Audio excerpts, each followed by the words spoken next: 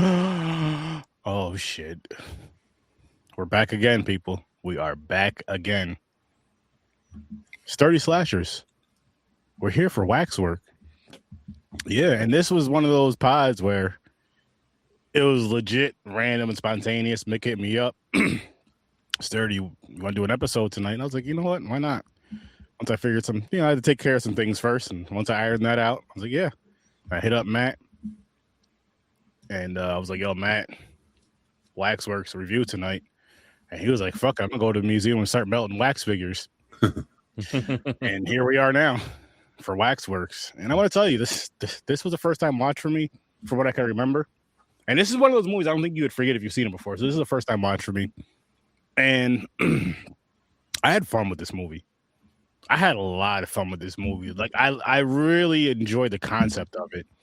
And I'm not sure if there's a movie that's like this, like how the concept went with the museum and like getting pushed into portals and living in that world, kind of. But it would be cool to see that kind of like as a horror comedy. What they did for it, they did it. Again, I had a great time with it. It was a fun time with it. Get into ratings very, very soon. Other good stuff. But I would like to see a serious take on a concept like this. Like a serious take on a concept, or it's just like it's very similar to this concept. You can even have people going into a museum, and then once you hit that portal, like the whole museum, it's not really a comedy. It's not a comedy movie, and it's a darker tone, and maybe more of a tied together story. Even though, again, this was a fucking wonderful time. This was a wonderful fucking time, and I'm glad I did watch this. But yeah, let's dive into actually shit. How's everybody doing tonight before I dive into early ratings? How you doing tonight, Creature Feature Teacher? I'm doing great. Not at work, relaxing and chilling. I don't know what else to say. I hear you, man. How about you, Mr. Manhattan? I'm really looking forward to doing this. So can we speed this up a little bit? I mean, no, I'm kidding. I'm doing all right, man. I was itching a little bit to do something live. So I hear you. Stomp the grounds of Friday night again. Excuse me. Nothing wrong with that. But so let's dive into early ratings. I don't know if you know this, but talking into a microphone in a podcast is like the most imperative part. Sometimes. I didn't want to cough into the microphone though. That's why I was like a little away, because I felt it. It was almost like one of those. It was almost one of those sneezes that you think is going to come, but then end up not coming at all. You fart and then it's a shit. And you don't know what's happened. Those are the worst. Or when you sneeze and fart at the same time, and you're wondering, did they hear me fart or did they hear me sneeze? Well, okay. If they don't say God bless you. They heard the fart. Yeah, that's a snapshot right there. And no one survives that. Wait, did I just shit myself too? Let me just get up and just walk to the bathroom. You do like one of them heavy, wet sneezes with the snot coming out and shit on yourself and shart. That's when I give up. That's when I'm like, yeah, I was gonna say, no matter where you're at, just go home. I don't care what you're in the middle of or what you're doing. Just, you know what? Like, you just got here. I gotta go. You're at work. Listen, I gotta go. I'm punching out. You didn't even punch in yet. Exactly. I'm calling out then. I'm calling out in person. I have shit all over my drawers. I can't do it anymore. Yeah. So, Creature Feature Teacher. What would you rate this? What would you rate this film? I rate this one a good solid 8 out of 10. Nice. I had a good fun with it. Good fun, good cool premise, awesome practical effects. I love the werewolf in this movie. How crazy it looks and the transformation.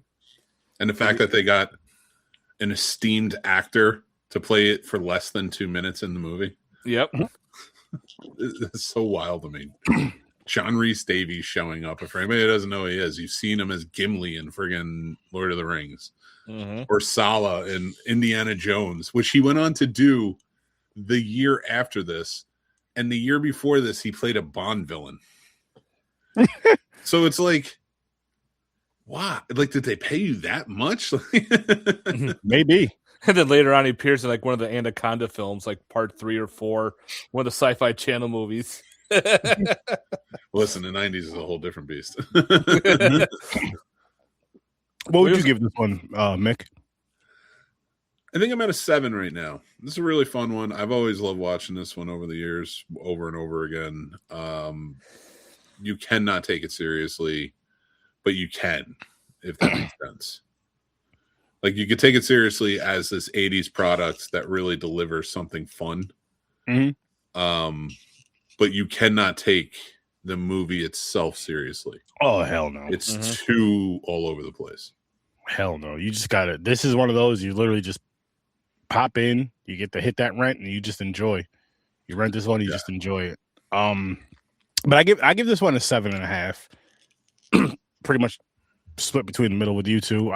Again, fun time. Really, really, really, really, really enjoyed the premise.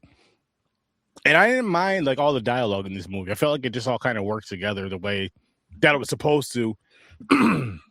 As far as getting them to the wax museum multiple times, the people that went multiple times, and just kind of bouncing around between the school and their little group and all that stuff between them. Also between that little friend group that they had, kind of building, not really too much character development, but I don't think you really needed it for this movie. I mean, for the type of film this was, I'm not saying it would have hurt it. Now in a serious version of this, hell yes, I want the character development. I want more of a story, this, that, and the third. I want all that good shit. But for this, I didn't want that, and I didn't need that. I feel like for the type of movie this was, that would have been too much for it, and it probably wouldn't have hit the same. It probably wouldn't have hit as good. I feel like it would have been not. Obviously, the actors were good, were great actors. Don't get me wrong, but I just feel like the way that this story was written, I don't know. But I had a good time with it. I had a really good and it was one of those ones where it was like, you know how you throw in a movie, especially like a Sturd-O-Vision type of film, and there's times where for whatever reason you may have like a slight doubt. You're just like, I don't really have any expectations, which I try to go for every movie like that, 0 expectations. Easier said than done. But I hope I at least have a good time with this movie. I hope I have fun with this movie. I hope this movie makes me laugh or something. I hope there's something that sticks with me with it. I understand it may not be the greatest movie as far as like a movie, but oh man, they did such a good job with just like you mentioned earlier, creature feature with the practical effects in this, which just makes me like watching newer stuff now. And how I'm not saying they don't use it at all, but nowhere near as much, and it hurts. They shoot a baby and a bat in the face in this movie. Like on 2 separate scenes. It has to happen sometimes, man. In movies like this, it has to happen. It made sense. For this, it made sense. And I don't want to give any context to anybody about like the baby or the bat and why they're there. But it's just one of those random things that like a cult classic had in the 80s that just was fun, and it was meant to be fun and funny in a morbid way, but like you also are like, yeah, no, I get this. I get what's happening here. So, and I enjoy it. So I like that this movie does deliver on that sort of that feel of like I honestly think like a movie like this in the 80s, those horror movies that we all tend to like gravitate towards. Now, I'm not talking not just the big ones. Like we know those. We know why those are popular. I'm talking about the cult classics like this that people may have found in a video store or, didn't really find it in theaters in its heyday. And it's just one of those ones I think when people are talking about how fun 80s movies were. And they were. I talk my shit about the 80s movies sometimes, but they were fun. It was a fun decade for movies and music and all that stuff. And this is one of those movies that I think the acting's not great. The story's not great. There's a lot of holes. There's a lot of issues with it. The acting, going back to that real quick, and some of the decisions that were made in there, like Zach Galligan, who was in this Gremlins. Is a year before A New Batch, and he was in Gremlins in '84 and such, and like he's not a bad actor. We've seen him in other things, but he is blatantly overacting in this. Like he gets so mad when things don't go his way. Spoiled, and I know he's playing spoiled rich kid, but it's like this almost feels like a group of theater kids got together to make a movie. Now I know they're not, but like just a community theater house of kids came in and they made a movie, and like there's an overacting to it because the theater you tend to project, and that doesn't translate well when it comes to filmmaking. And I feel like that's the level we were getting here. And then you add David Warner, and then you add John Rhys Davies, and like all these people, and you're like, this is a weird one, but I love it. I love every element they threw into it, and it's a weird mix of people that are in this movie. It is, and I'll take back what I said about great acting, but I didn't think it was terrible. It wasn't bad. I've seen bad acting. I've seen terrible acting. I think it was overacting. Like I said, it was just projection. Yeah. Like they turned it. Maybe everybody should have been at a 5 or 6 while they were doing this, because I don't think anything that happened until like the end really pushed the fear element to 10. But for a horror comedy like this, they pushed it to like, they're supposed to be at a 5 or 6, and they jumped in at an 8. And that's what I mean. So it's like, you notice the overacting. You notice the mother leaning into the rich woman. You notice like even David Warner's overacting in this. And that man has done some shit. He's been in some movies. Except for John Rhys Davies. He's the only one who is delivering a performance that was perfect for a werewolf transformation scene. And you got him for like less than 2 minutes. So that still boggles my mind. David Warner was more British than British. Was good, Tom? He's not kidding. It was weird too with John Rhys Davies. He was in a bunch of weird 80s films that people never even heard of horror films. Kind of like what the Unnameable 2, which were H.P. Lovecraft adaptations, I should say, of films. He's got small roles, and he just started building himself up. It was kind of weird seeing him in all these different roles. But hey, if he needs the money, go for the role. Listen, I have no argument against it. I mean, a guy was in 291 movies. Like, you're going to be in some stuff. And again, I love that he's there and he's delivering a great performance. It's just one of those things as you're watching this movie, when you get there and you're like, what the fuck is Sala doing there? Or Gimli, depending on who you're a fan of. Or Sliders, stuff like that. Like, all of these things. And like the acting everyone else does, again, even David Warner, I'm like, why would John Rhys Davies sign up for this? But I say this I just want to say that I say this with affection, because he must really A, love acting, B, love horror. He does a lot. He shows up in a lot of like horror adjacent stuff. So there are no arguments for me. Yeah, and also this predates Indiana Jones and no, it doesn't. Lord of the Rings. When was I thought he was in his first one was 81. Oh, it was 81. Okay, my bad. No, you're good. I'm not good with dates. No worries. Oh wow. Because then he wasn't in Temple, and then he was in. No, I wasn't done again. Right. So I see where you're coming, because he didn't show up in Temple. It's why wasn't he there first of all? Jerks. He wasn't invited to the buffet. No eyeball soup, no monkey brains. He's like, nah, I'm on a diet. Yeah, he's like, I'm gonna chill, eat the dates. Yep. Sturdy doesn't recognize that one because he hates Indiana Jones. I do. How do you hate Indiana Jones? I won't say hate. Man knows. I could say maybe okay.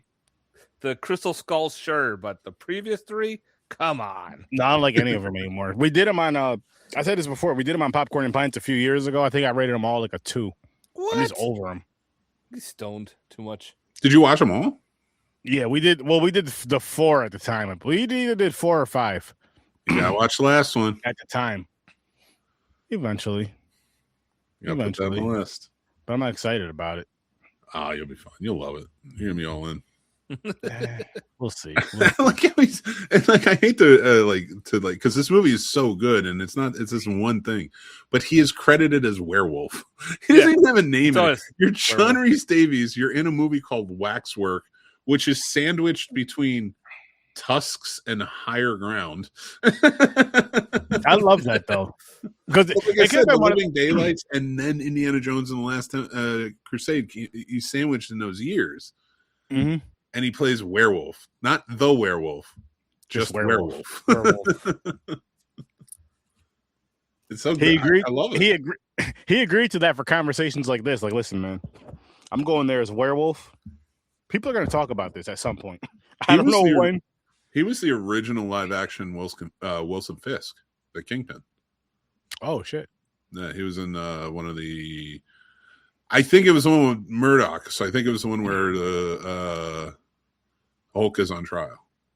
It was like a TV movie, and then the Kingpin was like trying to frame in Nacho David Banner, and then Matt Murdock is his lawyer.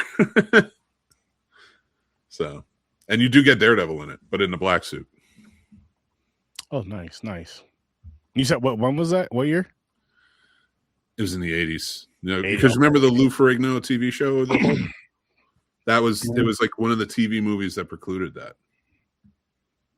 I don't know which one it was, because there's one with Thor. There's one, they made a few of them. Okay. Was he in Tron? Anyway, let's talk about this movie. This movie's too good not to talk about. And honestly, again, going back to, like I said, the premise of it, the museum vibe and all that stuff, which, by the way, I did like that what's that wax movie called? House of Wax? I enjoyed that one. I like the original more. Well, I like the remake, but I like the original more personally. I gotta rewatch them again. I know I reviewed them on here. I gotta rewatch them again. It's been a while to say which one I like better, but I do like both of those films. I can't say that. Mm-hmm. I can't say that. But which shit, I wouldn't mind seeing something with that, something similar. I want to see more museum horror. I think that's what I'm getting down to. Because there's so much in a museum that could be scary, especially if it's something like this, like getting pushed into, like, just think of your local museum. And then just think of an exhibit, like one of the exhibits that every time you go there, you go and check out this exhibit just because you've been checking out exhibit for years and you really enjoy it. And just imagine getting it pushed into that world. You should see the movie called The Outing. The Outing? The Outing. It's also known as called The Lamp. It's about these kids that spend the night in a museum, and they release an evil genie, and the genie comes out and starts killing them off one at a time in the museum. Oh, nice. It's from the 80s. I dig that. That's a fun one. I just looked it up because I was wondering, I'm like, how many movies take place in a museum? Like, I know a shit ton of horror movies take place in a theater, but those are generally very independent, low budget ones where theater kids decided to make it, and they had a theater. And it's always like very Phantom of the Opera-ish.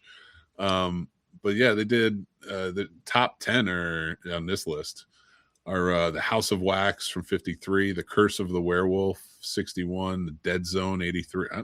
Is Dead Zone in a museum? Dead Zone's not in a museum. I don't know if he shows up in a museum at some point, but and I'm only going by what they're telling me. I don't know. The Relic is, the Mummy. Relic is, yep. Skeleton Key. Is that a museum? No, it's more of a house. Night at the Museum, which I would say is like is more like if you take kids movies and you're separating them into genres, right? Which I don't necessarily think you need to, but you can like if I would add the Night at the Museum to movies that are like when they're real little to show them to maybe make them comfortable with like stuff that may scare you because there's a lot of jump scares in there. Okay. You know what I mean? I wouldn't call it horror, you know. No. But I mean, like, The Autopsy of Jane Doe's on here. What? That's not even in the museum at all. No. All right. So what I'm getting at, guys, is Trilogy of Terror was after we do the sequel to this and the sequel to the Sorority Babes movie. We have a few other movies that we want to do on here as well, but I want to do some more museum horror. Tourist Trap. That's the Roadside Museum. Wax Museum. That's a fun one. Yeah. I enjoy this movie so freaking much. They touched down on first off, the director, I think he was crazy. I'm going to say that right off the bat. but in a fun way. It seemed like everybody was having fun on this set. Like I said, with the overacting, it seemed like they were all really getting into it, and the director was probably like, a little more. I want to make it funnier. Let's do that. And maybe he didn't have quite the great grasp on it. I don't, Anthony Hickox is his name, but on like how to direct them to like be passable in their acting instead of like exaggerated. But it just seems like you can tell. I've always said, like, you can watch a movie and just be like, they had fun when they made this. And I feel that with this. I feel like everyone had fun when they made this, and it was just kind of a good time the whole time. And that's why I get a lot of the weird choices, like the cop who goes back in. He's not really investigating. Like the cops are weird choices, the way they're acting. They're very Miami Vice-ish. Yeah. They're not, and they're playing it up with a lot of things. And I feel like that was the creative freedoms, because I will say this, I don't know who the cinematographer is, and I need to look it up, but I really liked the look of the movie. Yeah, I really definitely liked when they're in the things. They change it up like the 50s zombie movie, and so they did honestly, they did a really good job with that. They did a really, really good job with that. And you know what? I'm gonna say this, and you guys can feel free to disagree or agree or disagree. We disagree. Or agree or disagree. Yeah, I disagree already. I'm not saying that it needs to happen, because it definitely does not need to happen. But I would not be mad if this happened. But I want it to be somebody who paid attention to this film and really enjoyed this film, but is also great at creating. And what I'm getting at is, I wouldn't mind seeing a remake of this film or a reboot of this film. I feel like this is one of those movies to where, like, and as much as I enjoy the Friday the 13th and all those type of films, this, that, and the third that they've done over and over and over, I feel like this is one of those type of movies that would be better for it, only because not enough people know about it. I feel like this is one of those, like, I feel with reboots and remakes and all that stuff, whatever you want to call it again, sorry, I feel those should be cult classics more so than the bangers, you know what I mean, than the ones that people are going to go watch anyway. I feel like not every, don't get me wrong, not every single cult classic, but I feel like there's certain ones. I feel this is one of those, done by the right people, could be a great time as a reboot. Not only do I agree with you, I think this is also one of those movies that's in the horror genre that if you're looking to get somebody into the horror genre and they don't, like, they kind of like, they've seen horror movies, those people, they've seen them, they like them, but they don't know enough about them, so maybe they didn't latch on. And if you want to watch something that may make them like interested, popping something like this on could be helpful, like, because you're gonna laugh, you're gonna poke fun at it, and that creates the conversation. Like when you're watching Nightmare on Elm Street, most people are like, I want to see what happens. True. You want a movie like this, like, that's why whenever I talk to people, I was like, what movies would you do if you were introducing them to horror or whatever? Or I do different genres, but like especially horror. And it's like, oh, I would show them Texas Chainsaw Massacre. They're great movies. But if you want to win people over to horror, you want to make them want to watch those. Yeah. And you got to get there, and you got to introduce them in and bring them in.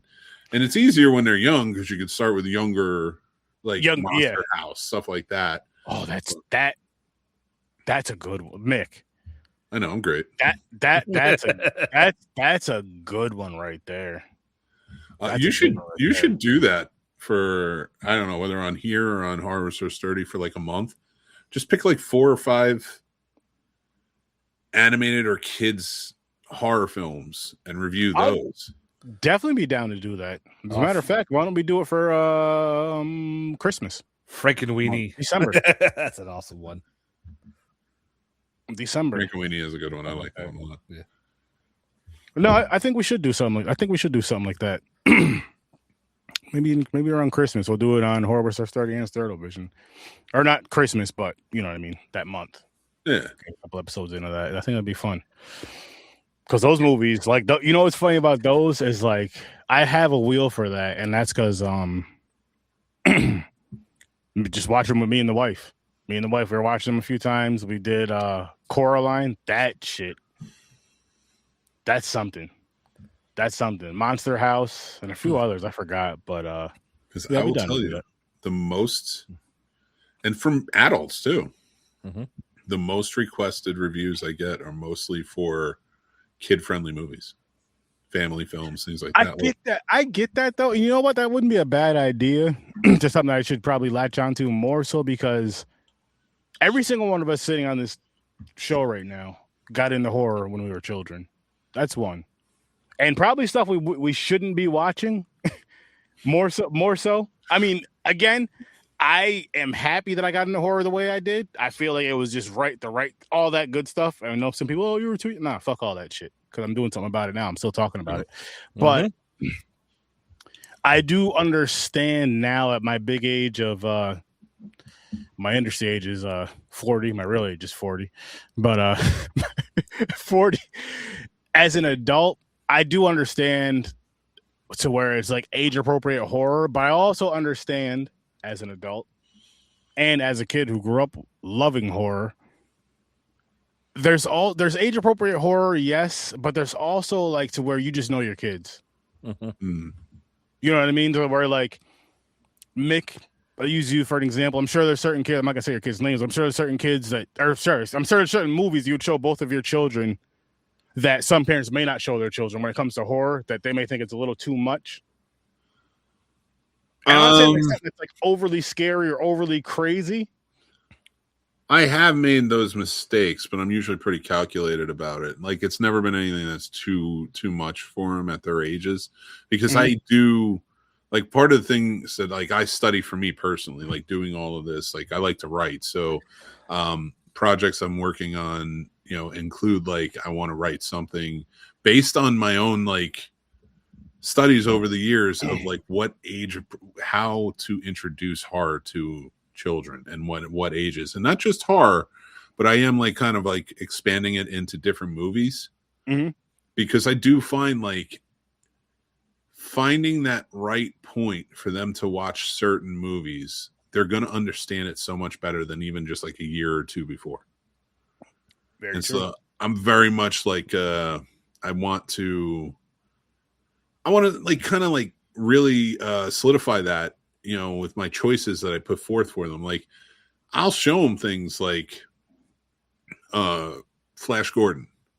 Now, I've watched Flash Gordon, Highlander, all those movies from back in the day, back in the day when I was far too young. And I'm at a point now where I'm rewatching things and I'm like, or watching them for the first time, thankfully. And I'm like, thank God I'm watching this in my 40s. I understand so much more now. The Godfather in my teens is a very different movie from The Godfather in my 20s, from The Godfather again in my 30s, from The Godfather now again in my 40s.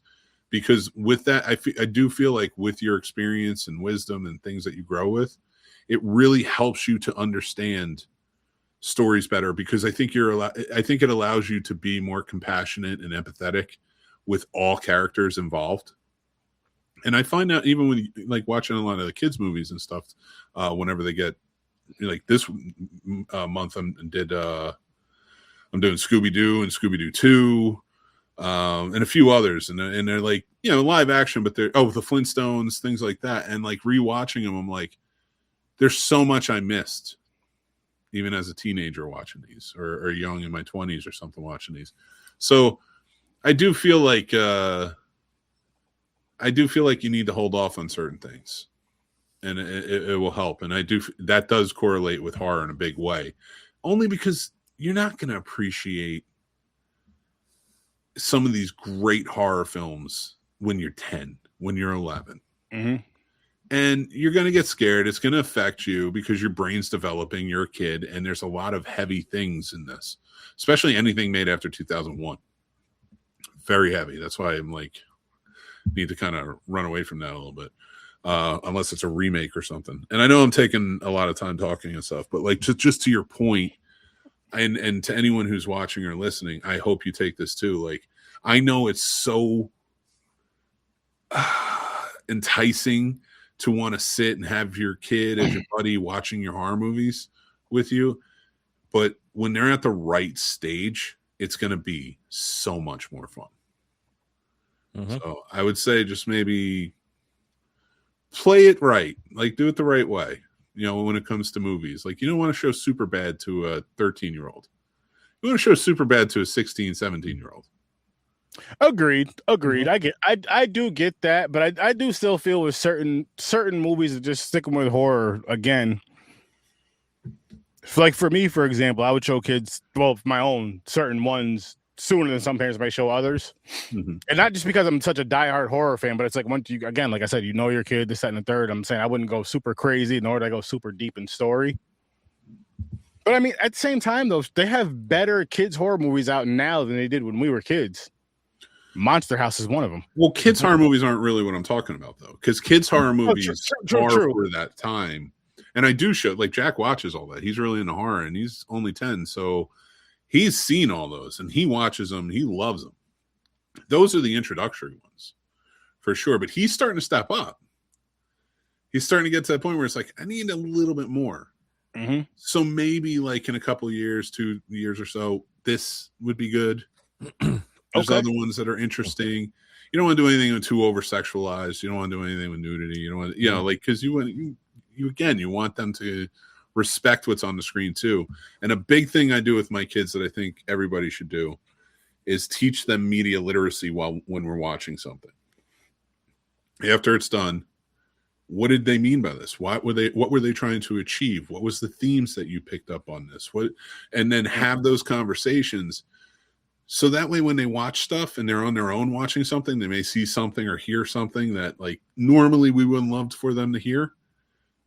They can make sense of it, and they come back and talk to us. One of my buddies and I were actually having a conversation last month because this kid turned 16 and he wants to watch horror films. He was trying to figure out what's a good introductory film that probably we would have watched back when we were younger, and it wouldn't be too scary, but enough to, you know, make you jump. And like the first one we thought of, both of us, was Halloween, the first Halloween movie from 1981. It's got its vibe. And he wants to see it too because he's excited to see it. That's and awesome. We're like, okay. At first, I thought maybe like Monster Club because that's a fun movie. You get the Universal monsters and everything. But he's 16. Like, what did I watch when I was 16? Oh yeah, I was watching Nightmare on Elm Street. I was watching Friday the 13th. Different genres. You were also watching at like 6, man. We can't hold ourselves to the same place kids are today. We were latchkey kids for the most part, you know, and we were at a time, especially in that time in the 80s and 90s, especially, where it was like everything was shoved at us. So we were consuming everything that we could because you almost like felt left out if you didn't. Right. Whereas now there's so much, they have streaming everywhere. There's so many things, and it's designed to keep you like anxiety filled. So that way you can, you pick something and you can go with it, especially considering most streaming services want you to binge shows, not watch movies. You know, the movies are there. One thing I would push though is introducing anyone who's too young to a movie you'd really think they need to enjoy if they're going to be a horror fan. Remember, you're missing out on things that down the line you'd probably want them to see. Like one thing I've introduced to Jack, and I've done it to Tommy too, and he's 14 now, so he's a little older, is those 1950s creature feature films. Yep, that's what my dad got me in. You know, that's a huge. We watched 13 Ghosts the other day. We watched The Day the Earth Stood Still. We were watching House on Haunted Hill not too long ago. We watched The Blob. So like them, he wants to watch them because I was telling him it's going to get a remake. You know, so and he asked, he's like, I want to watch it. It's got giant ants. That's awesome. So I think we really, as horror fans, and especially to kind of put it out there for the podcasters, because all I hear everybody say is you have to watch this. It's the same shit over and over again. And it's like, everyone's going to tell you to watch this. If you're not different, you're the same. And if you're the same, what's the point? start pushing those ones that nobody's seen, those 60s horror movies. So how much fun did we have watching the kaiju, the Godzilla films and stuff? Those and, are fun. Those are fun. That's another element of horror that needs to be introduced, because if you can appreciate Godzilla in its earliest form, you can appreciate Godzilla all the time, you know, and things like that. And I think you get really lost as horror fans, and I'm talking in general, especially with so many voices pitching it as much as they do. I think we get really lost in the idea of, yeah, these are must-sees, but don't worry about the must-sees right now. Let them find the must-sees. Let them come about it and be like, you know what? I remember hanging out with Matt, or I remember hanging out with Sturdy, or I remember hanging out with Mick, and like these kids are like, I really love these movies. I think I'm going to put on something else they told me to watch. But they have that base. That creature feature, the nuclear monster, the atomic monster movies, all that shit. Like, and then like the 60s and what they were offering got a little more baked in. The 70s was, you have all those exploitation films and things. Like, I feel like, you know, you probably best bet is to go from 50s, 40s or 50s, like show them the old stuff early, mixed with the new stuff that's out now that's kid friendly. Okay. And then slowly but surely, like, start dipping into the 60s where it's more controlled. Definitely go with Corman type movies, you know, and stuff like that. Like the ones that aren't, you know, they're maybe a little bloodier, but it's a little more nuanced, you know, in the way they filmed it and stuff, you know, and show them the Night of the Living Deads and stuff. And then let them find Dawn of the Dead. You know, let them find Day of the Dead. Let them, you know, like, let them figure out who Romero is, because part of the biggest fun of all this stuff is we found that out for ourselves. And that's how we truly came to love this. So, that's a good point. That's a good point. Yeah, because they could access the internet so quickly, because back then we didn't have the internet. You had video stores. You would go to the video store, you would find Night of the Living Dead, like, who's this director? Okay. Then somehow find a book in the library.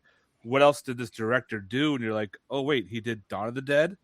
Got to find this now. Let's go watch this movie. Oh, we did Day of the Dead. Oh, we got to find this one. Oh, they're linked. Everything's, and you start learning. You're like, wow, this is really cool. Then you go into like the Italian ones, like Fulci's Zombie. You're like, wait a minute. That was supposed to be a quote unquote part 2 of Night of the Living Dead, but it got changed. So you get all this cool information, and it's like, wow, this is really interesting how different parts deal with it. It's like, wow, it's like a big cool learning curve. And like you said, after you watch the movie, talk it over, especially when they're a little kid going, okay, you know, that was a guy in a suit, correct? Yes, there's no such thing as real blah, blah, blah, blah, like monsters with 6 heads and all that crap. But it's a dude in a suit. It's all practically done. It's all made up. So you don't really scare them going, okay, because a buddy at work, his wife showed his 6-year-old the first It movie. I'm like, oh, that's not a good idea. And it fucked the kid up. He watched no part of horror films. He was like, he's scared to death. I'm like, that was not a good idea. Chase him away. Yeah, like even to your point, like taking a movie like this, I think is so pivotal. Like when we grew up, Fangoria, Famous Mutant Monsters, and Monsterland, and a few others that we would get. I got Starlog too. They sometimes talk about horror, but mostly sci-fi. Yep. That Joe Bob, thank God for Joe Bob, reading books, film books, and things like that. Like that's, you really had to, like, we were Encyclopedia Britannica compared to Wikipedia. And even though that information's all there, I mean, how many people don't look up information? So like, it really does rely on like word of mouth and like what we do and pushing all of this.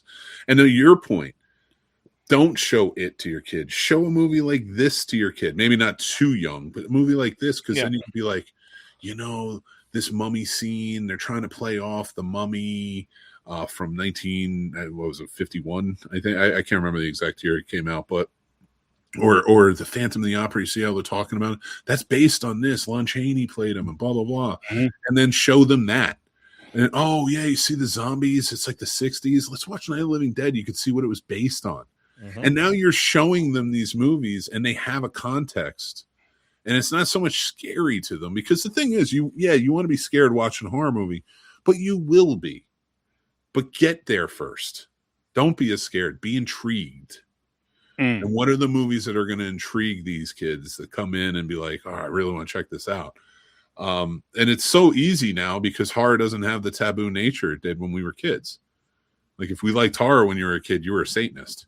Yeah. You know what it was too? I think as a kid watching horror back then compared to now, like you were just saying, and I feel like back then it felt like it was just one of those things where like you knew you were doing something you shouldn't be doing, but you just had that much more fun doing it. Of course, as an adult, you watch whatever the hell you want, as far as horror goes. But especially back then, and now, like you're saying, horror is not as taboo, nowhere near as taboo as it is back in the day. I mean, shit, you go to cons and you see little kids dressed up as Michael, Jason, Freddy, Art, all those characters, and others, and plenty of others. And it's like, they know now they may not have seen those movies. Like I have a niece. Since she was a little girl, real little, I think she's like 11 now, but about 3-4 years old, she knew who Jason was, like his mask and all that, but she's never played the game. She's never seen it's just from seeing the mask, seeing it. Like, you know what I mean? Just seeing the mask, seeing the figure of him and all this other stuff. And which is hilarious. I remember I had spray painted her a pink one. And she came over here one day. She was like, this is when she was real little. She was scared of it at first. She was like hiding under the table. So I had to show her, no, this is fine. It's okay. It's cool. It's, and she took it. She loved that thing. But yeah. And like, so that, I guess that part of it's kind of cool how they know that without seeing the films at all, without seeing the movies, without seeing, maybe, if anything, maybe seeing clips, but then they don't see like the actual clips. They see like them walking or doing something like that. So I think that's really cool with what they with those things with horror. And then, like you were saying though, Mick, I do agree with you. This would be a good starter. Maybe 10, 12 years old though, not 5, 6. Like I would say like that's the age for like a movie like this, maybe like 12. Earlier, like if you want to get them interested in Monster Squad, watch the not Monster Squad, and the Universal Monsters, watch the Monster Squad. You want to get them introduced into more of like the Indiana Jones type of horror, like the practical effects that we saw. And I'm using Indiana Jones loosely here. I know it's not a horror film, but there are horror elements that are in there. And there's movies that are like that are adventuristic type of horror movies. Watch the Goonies. There are certain movies, like watch these things and be like, okay, this is going to give you a good base of like, if we ever check this out, and kind of move on. And that's across the board universally. It's not just horror. Like if you want to introduce kids to any genre outside of family, and kids movies and stuff. I like that pick a lot, man, because the Goonies, you get that horror kind of element, but you also get that adventure element. You get that, and then you also get the nostalgia. And one of those movies that came out back in the day with us growing up that you just freaking loved and still love to this day. Brendan Fraser's The Mummy. Say that again? Brendan Fraser's The Mummy. Mm-hmm. Another good one for kids. For that adventure. I didn't mean to cut you off. I apologize, but I just thought about it. I was just gonna say the Goonies movie though. I feel like that's damn near like, I don't want to say the perfect movie. I don't think I'll say like damn near the perfect movie to start to where it's like, I want my child, like if again, you want your kid to, if they're not into horror, you want them to at least like a couple movies you like growing up. I think that's the one that balances kind of the horror element, the adventure element, and then just the nostalgia element of growing up watching that film and still enjoying it to this day and quoting it for a lot of people to this day. And yeah, I think that's a really good start right there. That's a really good start. I don't know what age, 7, 8, 6, 7, 8, because it's one of those. I feel like it's one of those ones where, I would say 7, 8. When you're 6, 7, 8, I would. The Goonies works. Yep. Yeah. That you're right, 100%. But also things that help are stuff made for Halloween, stuff, especially like TV show episodes. Like if you've never seen Jason, have them watch Zeke the Plumber. So anybody who knows Salute Your Shorts, you're going to know Zeke the Plumber. And it's a fun, horror-y episode. It like I remember when that came out, there were kids I went to school with. They were like, "The fucking Zeke the Plumber's scary, man," and it's just like I had seen Friday the 13th by that point. I'm like, yeah, nah. Oh. I got one for you, Mick. And you could probably. Well, I know you can answer this. And one, did you have your children watch this yet? And two, what about Stranger Things being the starter? A little older, because there's. I think it's a great show, but that first season deals with some hard stuff that I wouldn't show like a 7-8-year-old. Like maybe started at 11, 12, because when they were around the ages they were. So your youngest hasn't seen it yet, or no? He hasn't seen it yet. The oldest has. Okay. After that finale, that last season, he was just like, I don't know. He's not interested anymore. Understandable. Okay. But yeah, no, I think that's a fun show. It's a very nostalgic show. Like, there's so much stuff that exists that we could do. Yeah, we'll have to do that though. I think it would be a good time. It would be a good time to have some family friendly horror stuff just to kind of review and discuss, and hopefully get some more eyes on it. Because I know this channel isn't a kid's channel, but if parents watch it, hey, this is something I can watch with my kid. Yeah, but those videos could be made for, you could put as good for kids. Well, it depends on how we act in it. Well, no, I mean, unless I do like a little short for like, hey, come check this movie out, whatever, But again, if it's still the way that it is, the way that we review movies, parents are watching it. Hey, I can go watch this movie with my kid to offer these guys reviews. They don't have to necessarily watch the review with their kid. I wouldn't recommend that. No, that's like wait till they're at least, I don't know. We say some wild shit on these shows. Wait till they're of age. Wait till they're adults. Like also too, you can introduce them to Ghostbusters. The Ghostbuster films right there from the 80s. The first one's a banger. I'll tell you what, though, I've never had to introduce Ghostbusters to any kid. Like they no. Like Ghostbusters is such a phenomenon. I get asked, nieces, cousins, nephews, cousins, things like that, and my kids, even their friends. There's no, like with me, my kids are always going to be into it. I have fucking Ghostbusters everywhere, but they still asked. I didn't pick up on it, and like that's the beauty of what you're saying. Like it's such a great choice, all of them, except 2016, but all of them across the board is such a great choice to introduce kids to horror. Yeah, but I don't even think that I really don't think that anyone needs to, as a parent, introduce Ghostbusters. I think we just want to. But kids are going to get there even if you don't. And I think this new He-Man movie is going to be very similar in that. Yeah, definitely. Really? Yeah. Okay. Because the He-Man movie from the 80s, nobody's asking why. Yeah, I'm definitely not asking to watch it, but I know we're going to review it over on Popcorn and Pine. So I actually don't mind the 80s He-Man movie. Dude, I grew up watching it. I love it for all the wrong reasons. Ditto. And if we ever do it, we should do it with the Punisher from the 80s as well. Oh God, yes, the Dolph Lundgren. Yep. I know that one. Oh man. Was Louis Gossett Jr. I mean, because we're supposed to be doing the new one anyway, so maybe around when we do the new one, we can throw something together for that a week or two beforehand. That'd be interesting. That's a great point, though. Ghostbusters, another one.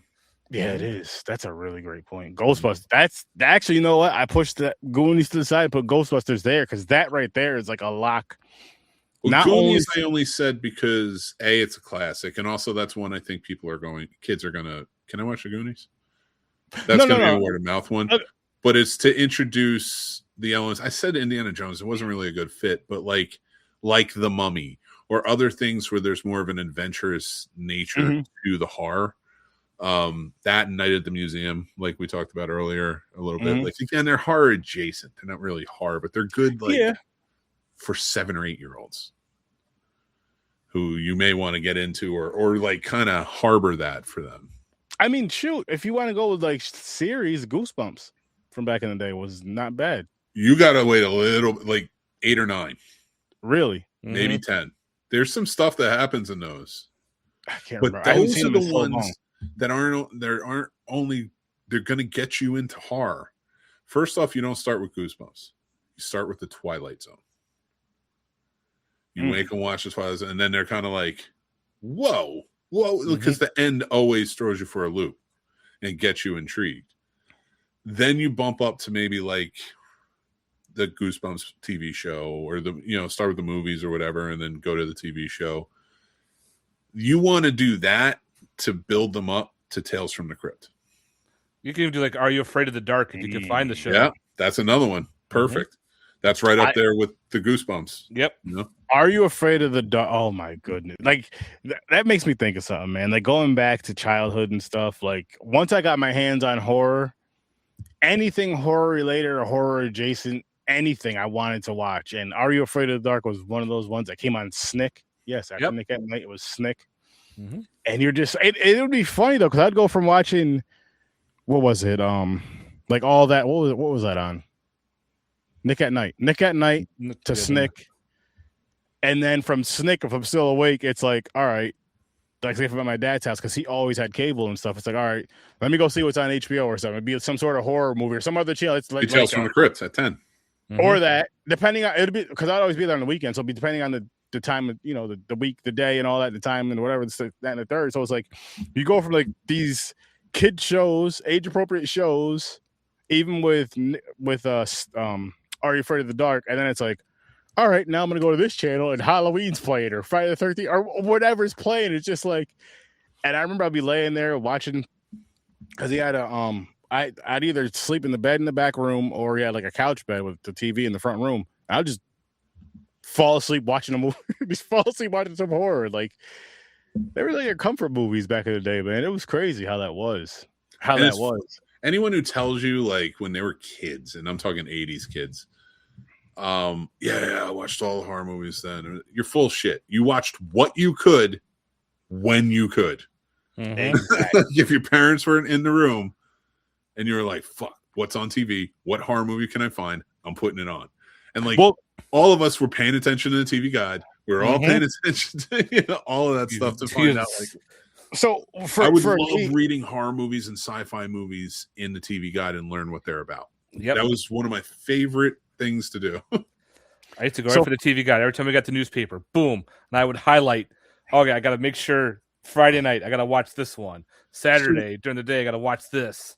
I know you're not much younger, but do you remember the old school TV guide? We got the newspaper, the little magazine one, or the one. So yeah, they now went a newspaper, but it was like a book that was about like yay big, something like that. Yeah, because it would come in the mail. Yeah. You had to order it. It was one of those magazines, and it was it had literally everything that was going to be on that week on every channel, everywhere you could watch. You could find it. But one of the things I loved is like you had some really fun articles in the beginning, some crosswords, all that stuff.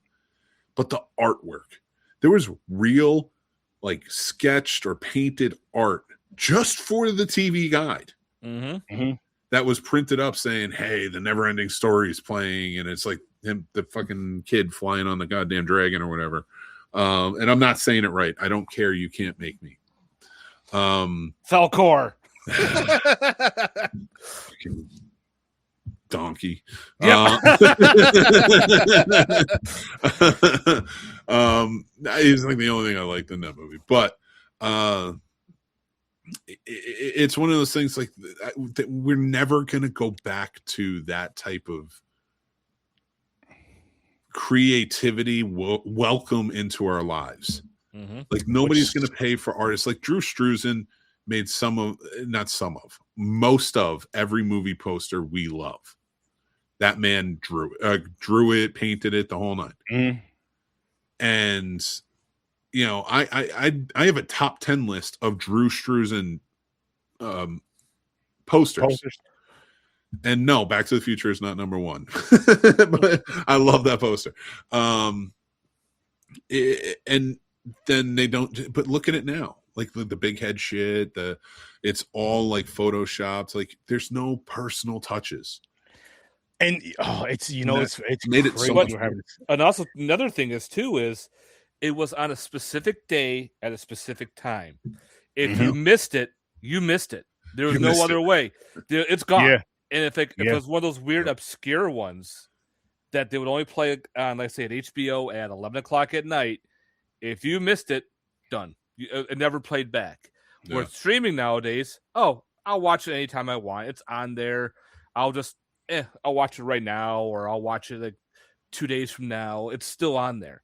So you don't have that opportunity, that missed opportunity. You're like, son of a bitch, I wanted to see that movie, and now it's like, it's there.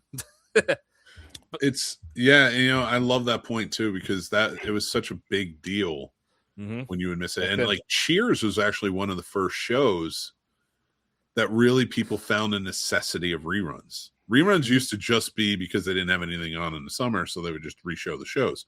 And you would miss episodes because they wouldn't reshow every episode because summers are shorter. So there are episodes like you didn't find until it was binge worthy, on DVD or whatever. But Cheers was one of the first sitcom shows where you kind of had to watch each week because there was an overarching theme. There's Sam and Diane, there were these things. Whereas like you go back and you look at these other shows, like let's say All in the Family. That's a show you could have went in at any point. Like if you missed last week, you could still watch this week and you're good. You're there. You didn't miss anything. And shows were generally like that. And then Cheers kind of picked up on that. And then like the reruns became way more important. And that's when like I feel like most people were like striving to like you can't miss. And TV Guide being a big proponent of that, like you said, making sure you knew what was on and when, or like putting a little star on a pen next to a horror movie or something, and hoping your parents don't see that. I miss a little separate piece of paper. I miss those. I miss those type of days, man. I really do, because it was just like obviously simpler times, but just like the personal things that you were just talking about a little bit ago, Mick. Me and the wife, we went out and about. We were out and about today. We went and grabbed some food or whatever. And where we went to go grab some food from, we always talk to the guy. Always talk to the guy there. Really nice guy. Always have a nice conversation with him. And we were just talking about how like just that in general, like you miss it. Like when you go grab food nowadays, you're not even talking to a person. You're pushing buttons on a damn tablet. You're pushing buttons on a damn screen to order your food, and someone just comes and gives you your food, and then you pay your money, and that's it. And I'm like, that's not the same. Like, I like when I can go out to eat. I don't care where it is. I don't care if it's fast food or a sit-down restaurant where you can just go out to eat, because even at sit-downs, they have these damn things now. Yeah. And you talk to the waiter, waitress, whatever. Hey, what do you recommend on the menu? Just stuff like that. What's really good on here? Just little things like that, and just like, especially if you're going to a mom and pop shop, even more so, you get like that personal care. Like they actually care. Now it's just like it feels so robotic now, and I don't like that. Like I understand that way. I understand the convenience of certain things being faster, but not everything being faster is good. Not everything being faster is good, and that's why. And then you have people complain. You have a lot of people that talk about it and complain about it or whine about it in the sense of like how people are when they're actually interacting in person together. And it's like we're doing the world is creating so much to take away that human interaction that when people get out, especially with the younger, I feel so old saying this shit, but especially with the younger generation that's grown up with tablets and phones and computers, like not to the point to where we didn't have that and you're growing up into, or you grew up kind of like this, you're born into it. I'll say that. That's all you know, to where you get out in the real world and you're just like lost almost. You know what I mean? And I mean, just as far as like personal, just conversations, ordering food, just simple shit like that. It's like, oh, I could just order my food, push a button here. Instead of, oh, what do you want? This and this how I want it. I don't. Well, I don't human connection has been like seriously drummed out, and really like human connection's there. Like if you're forced to, like you're in a situation where you can do it. Like there are people who you're capable of it. I'm saying everybody is capable of a connection with another human in some way, but when we lost, like take print, we were talking about the TV Guide. How many jobs got lost on the TV Guide? Writers, artists, typists, people who print it, all of these things. Like these are industries that had thousands of employees and could pay them, and they could make pretty good money and do it. And like artists were getting jobs, writers were getting jobs. When we had television, even especially the expansion of cable, you had shows going on all the time. Like you had people working, right? And like all these availability of things and stuff that works. So many jobs just in the last 50 years. Like, who's a file clerk anymore? Buildings used to have huge rooms, like data center size rooms in buildings, just random ass buildings, like police precincts, things like that, dedicated to filing cabinets. Mm-hmm. And there were people who had to work in those rooms to make sure that everything was, put away right, filed right. That they don't exist anymore. It's all on a computer. It's all digital. And the reason I'm saying this is like, when we lose these types of jobs or we lose these types of things that connect us, that's why nobody talks at a movie theater after a movie anymore. You can't talk to a random person you walk outside. I used to be able to. There would be people converging outside, and we would go up to them and be like, "What you think of the movie?" and blah blah blah. Nobody does that anymore. There was a handful of times over these past few years to where we had. You don't count. You talk to everyone. No. This wasn't like that though. Like a couple came to us like talking about. Like I remember. There was an older couple. What movie was it? Well, this one was quite a few. What was the last Halloween that came out? Ends? Yeah. Yeah. What year was that? 1976. It wasn't that far back. Oh, sorry. I think it was you guys were here. 2022 or something like that. Yeah. Either way, I remember leaving. I don't want to remember it. Listen, here's the thing though. I remember leaving out of there with the wife, right? We were talking, and this older lady was in there. And she watched the movie. She came up to us. She was like, that movie pissed me off. And it felt so good and so cool. And when I was in Carolina a couple of years ago, we were talking to people after we left the two movies we went to go see down there, which I thought was cool. But I do miss stuff like that to where it was like damn near after every movie you watched, there's a group of people talking about that movie you just watched. Now, and maybe like one or two people, if that, which 2 to 3 people, I'd say, if that, which sucks. I do agree with that. And again, it's this whole like,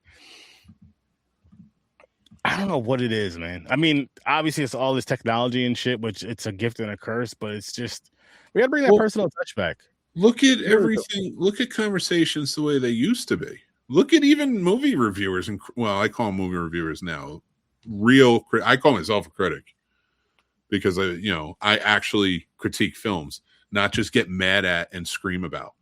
Oh no, that's like every movie content creator now. They're looking for something to hate, and when they go into it, and I'm not saying I love everything. We've talked about Batman Forever. We've talked about Batman and Robin. I hate those fucking movies. Oh, we're talking about Batman and Robin and Superman and Quest for Peace tomorrow on Popcorn and Pints. So many people, when I post about it, they're like, "Oh, I love those movies," and then any other movie creator would be like, "You're an idiot."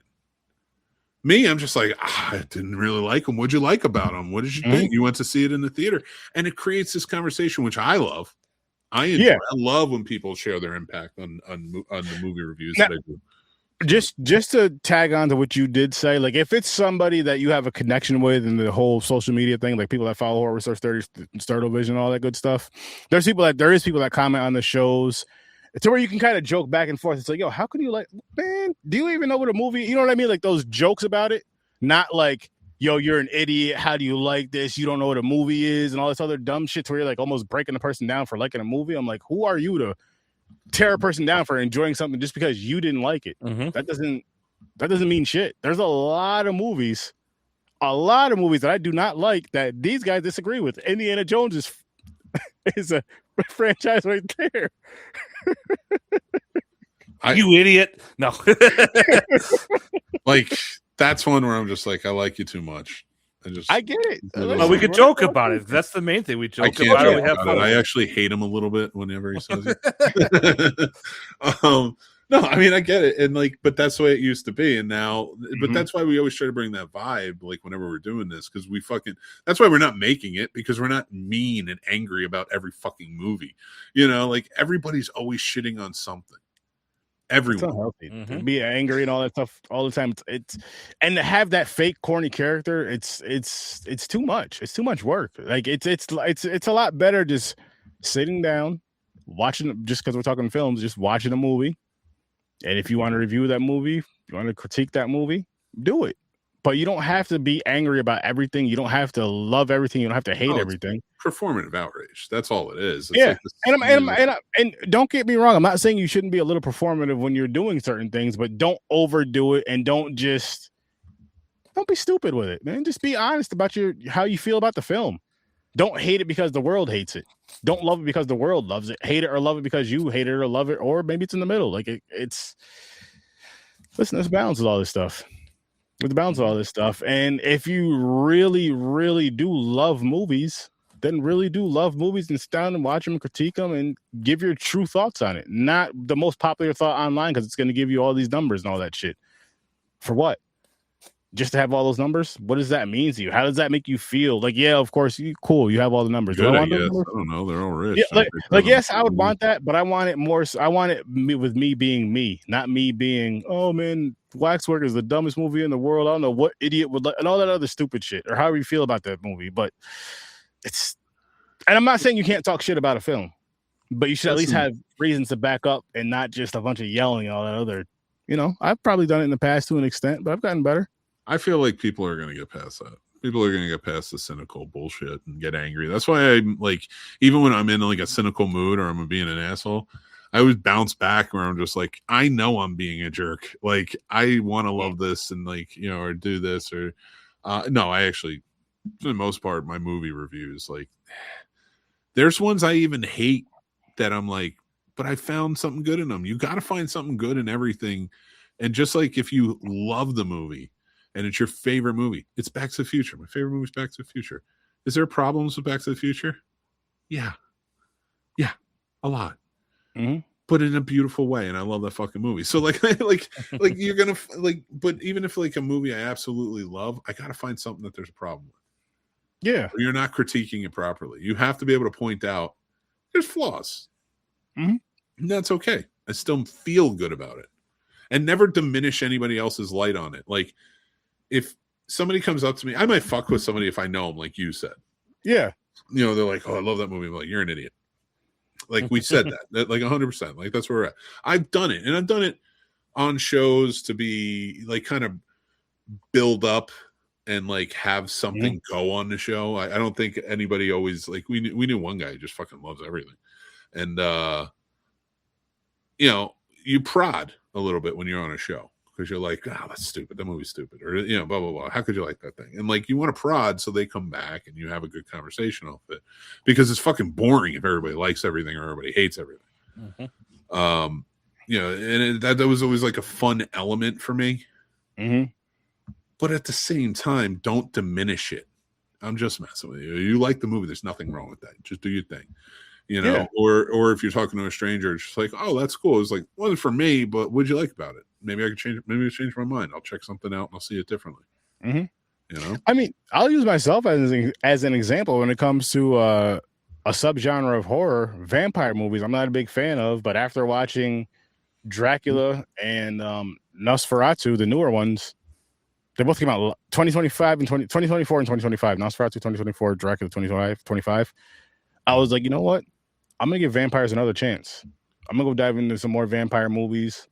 I'm even gonna go back and watch a few that I did not like and just try to give it another chance, give it another, see if my mind changes. And if not, that's fine too. In fairness, your favorite genre of horror movies is blowjobs. So no. That's not true. There was one face group page I was a part of. It was a Nightmare on Elm Street group. Holy crap. Talk about toxic. You would bring in, some people talk about the original, and a lot of other people will bring up the remake. Now, me personally, I'm not a fan of the remake at all. I went to the theater. I saw many issues I had with it. And it just rubbed me the wrong way. And in this group, there was this group who've seen the remake first. Like, okay. Then when they see the original, they're like, oh, the original's garbage because it didn't have all this practical effects. But I'm like, if you watch the original first, you appreciate it because it was first done. It didn't have all these effects that they did.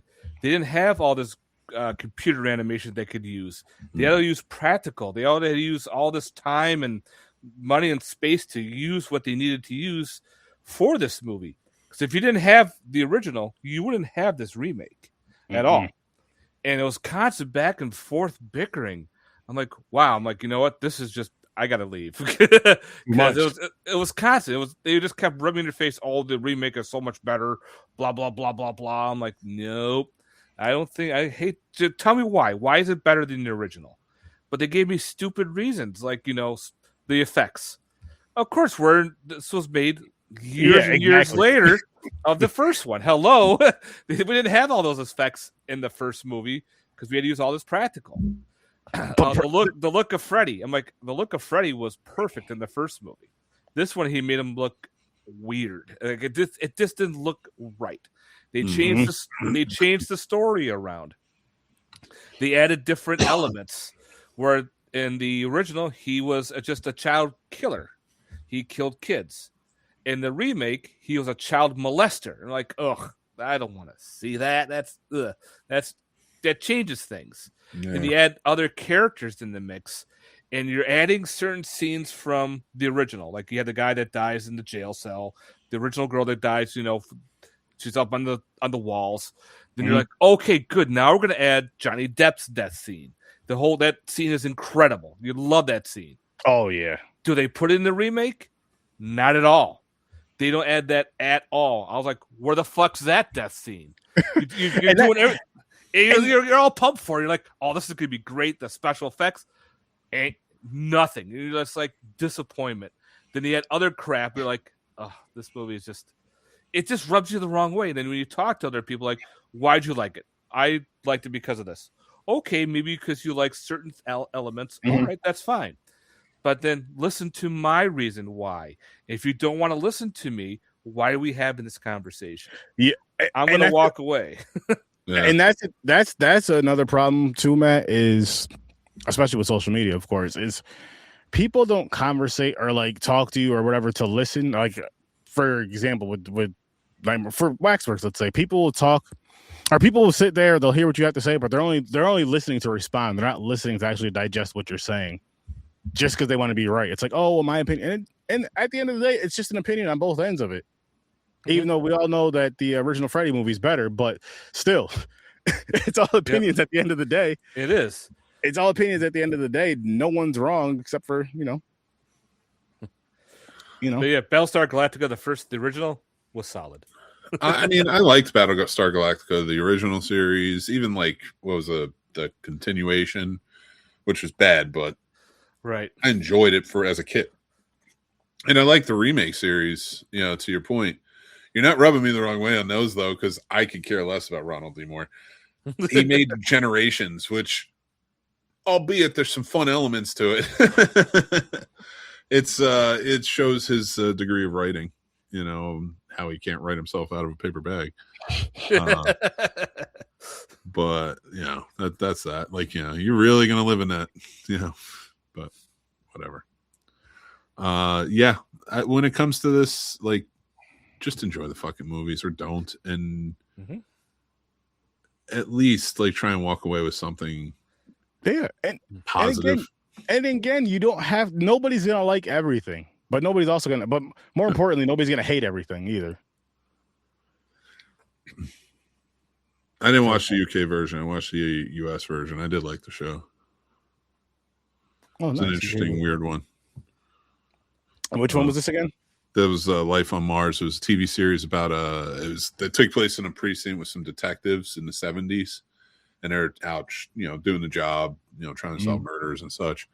But they keep blipping, like the main guy keeps blipping back to like a spaceship. And you find out that the precinct's not real. He's dreaming.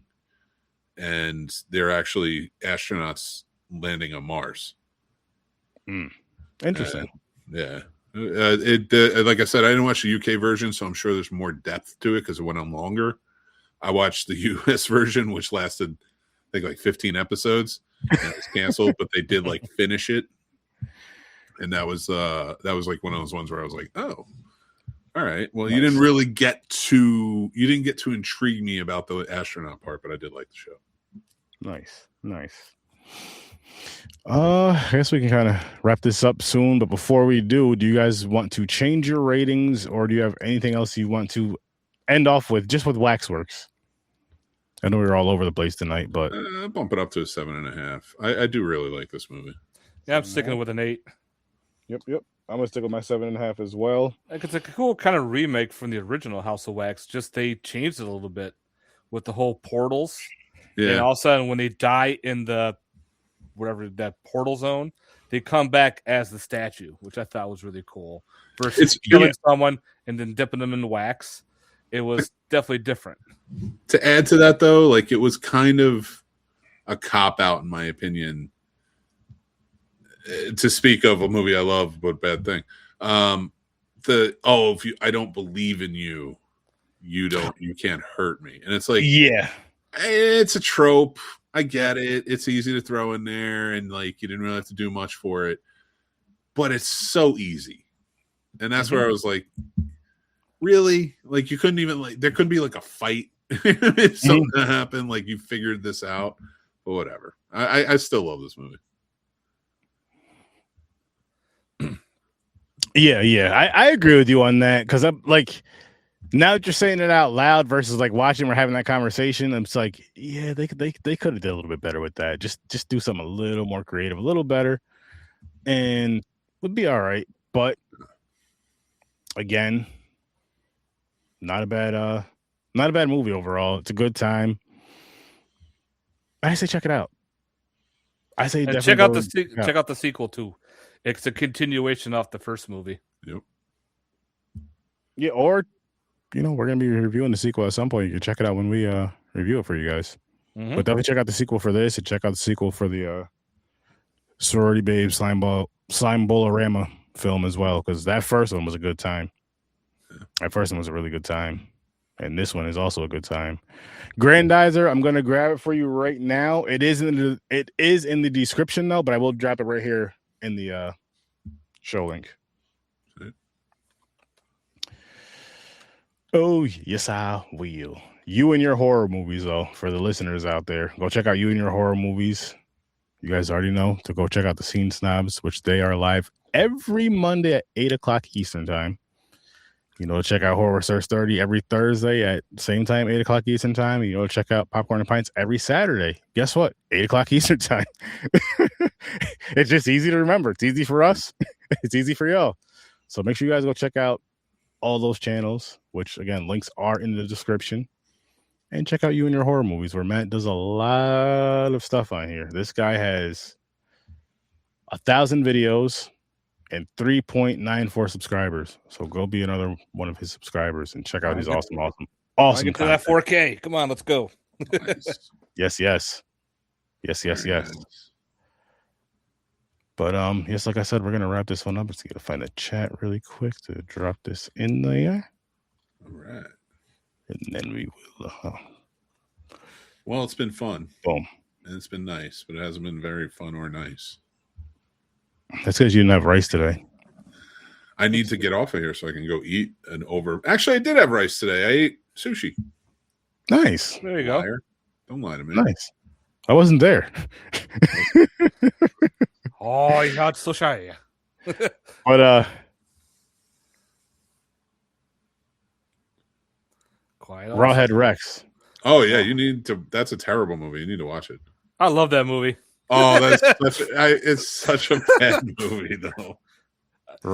Even Clive Barker didn't want to be on the set of the movie. He said it was so bad.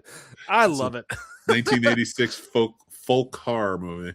Mm-hmm. Oh, it's with the weirdest name for that movie. You're gonna watch this movie and be like, what the fuck is Rawhead Rex? And then you're gonna be like, that's Rawhead Rex. Mm-hmm. Oh shit! I might have to check that out. And there's even scenes where when the creature's on screen, you could see parts where the mask is off his chest piece. Like, they didn't really do well with the practical effects department, and there it is, all rubber bouncing all over the place. Kind of like an 8-pack. Yeah. I'm gonna check that. I'm and a going mullet. Rawhead Rex. Death by urination. Oh, man. Oh That's a shit! wild one. Oh, shit. That movie. I bought the DVD, I bought the Blu-ray, and I bought the 4K of that movie. Come on, Nice. I love that movie. That movie's fun to watch. Yeah. It's a bad but fun movie. Got it. I will have that saved. We will be checking that one out. But we're gonna get going though. Appreciate everybody swung by. And if you didn't catch the live, catch it after. But with that said, I'll see you in your nightmare.